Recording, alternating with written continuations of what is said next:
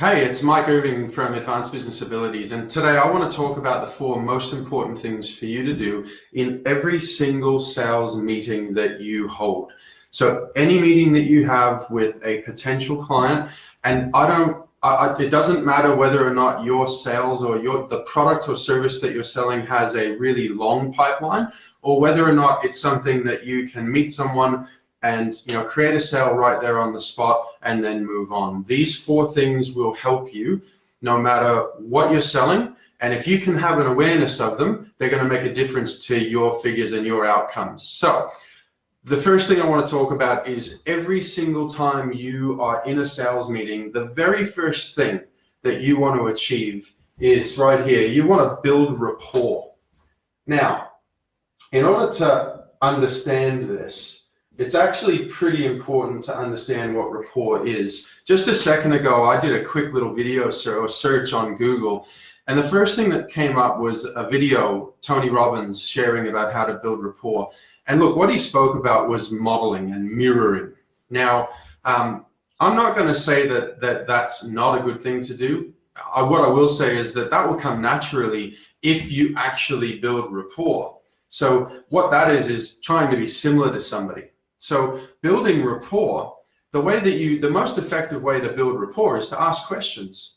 Rapport is really similar to understanding. In fact, my dictionary is just sitting right here. Rapport is relation or connection. And definition 2 is agreement or harmony. So in order to get agreement, it's necessary for there to be understanding. And you can probably attempt to do that one of 2 ways. You can tell the person, which is what I spoke about in my last video. You can tell them all sorts of things about your product or your service or why it's awesome.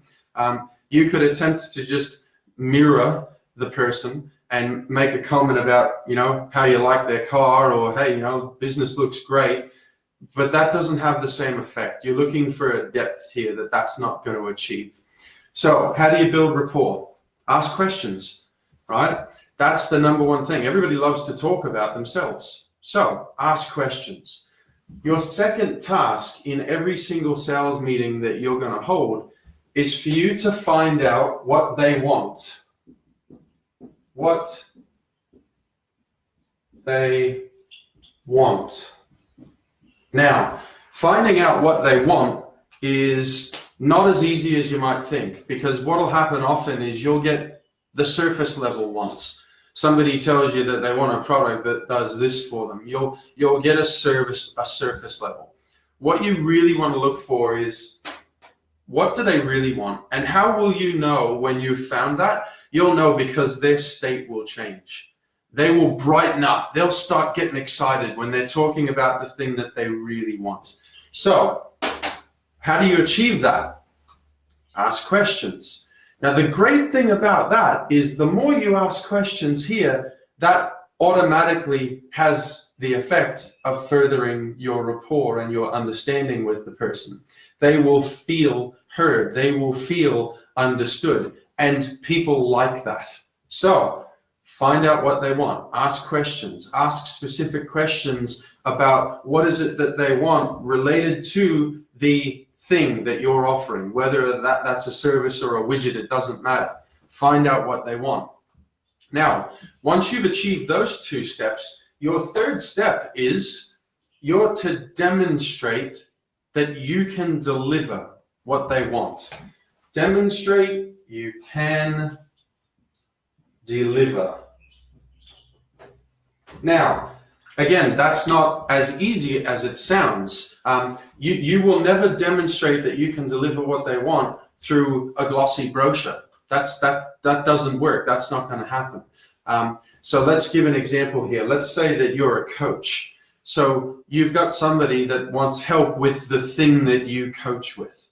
Well, what you want to be able to do when you've got your rapport and you're starting to understand what they want, demonstrating that you can deliver what they want, what that comes down to is you demonstrating that you're willing to ask the questions that a whole bunch of other people probably haven't asked.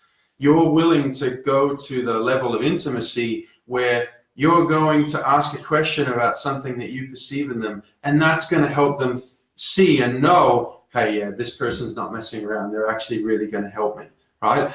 If you're not a coach, let's say that you are you're selling some other product. Well, this is the area where you might do a little bit of telling, just in order to demonstrate that you're knowledgeable enough, you understand, you've got experience in dealing with whatever that thing is that they want. Your task here is to demonstrate you're trustworthy, demonstrate that you can deliver the thing that they want, whatever that is. Now, your fourth step is going to be one of two things, and what will determine this is how long is your pipeline and where are you at in the pipeline. Your final step is to either ask for a commitment, well, both of these involve asking for a commitment. So you either ask them to take the next step with you, or you ask for the business. So ask for the business, or ask for the next step, or a commitment.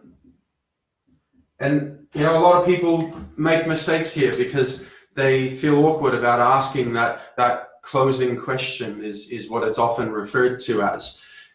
All of these, there is one massive skill that's the most important skill in all of these. Again, this one here is going to be the only one where you're probably going to do more talking. But the reality is that in order to achieve these 4 steps in every single sales call, your number one skill is going to be to ask questions. So it's another demonstration of where if you do too much talking, you're going to talk yourself out of rapport. If you do too much talking, they're not going to have the opportunity. Oh, look at that, I've spelled that wrong. They're not going to have the opportunity to actually tell you what they want. So at the end of the day, question asking, number one skill.